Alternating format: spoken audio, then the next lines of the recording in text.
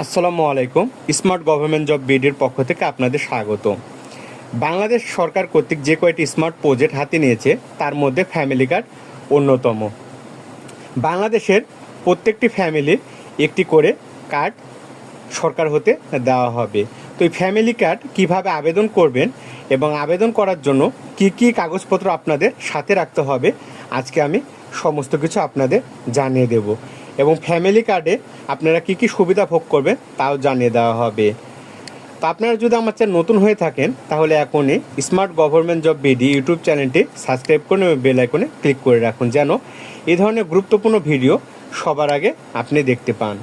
তো family card আবেদন করার জন্য যেই ডকুমেন্টগুলো লাগবে তা হলো এনআইডি কার্ডের ফটোকপি, পাসপোর্ট সাইজের ছবি এবং একটি মোবাইল নাম্বারে বিকাশ, নগদ, রকেট যে কোনো একটি মোবাইল ব্যাংকিং চালু রাখতে হবে এবং দরিদ্র নিম্নবিত্ত পরিবারের এই সুবিধা ভোগ করবে।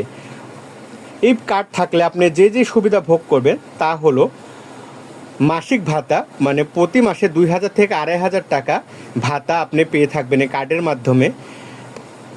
তাছাড়া চাল, ডাল, তেল, লবণ সুলভ মূল্যে আপনারা টিসিবির মাধ্যমে বাংলাদেশের সব জায়গায় পেয়ে যাবেন এবং এই কার্ডটি শুধুমাত্র পরিবারের নারী প্রধানকেই দেওয়া হবে এবং মোবাইলে সরাসরি অ্যাকাউন্টে টাকা চলে আসবে যা আপনারা ক্যাশ আউট করে নিতে পারবেন।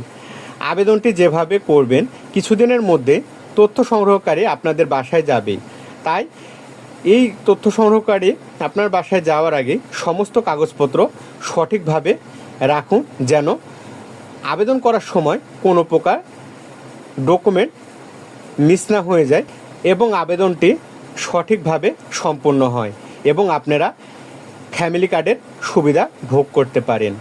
আশা করি আপনারা বুঝতে পারছেন কিভাবে ফ্যামিলি কার্ডে আবেদন করতে হয় এবং ফ্যামিলি কার্ডের সুবিধাসমূহ।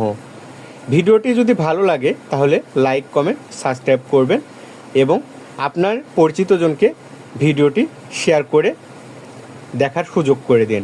আজকের মতো এই পর্যন্তই। আসসালামু আলাইকুম।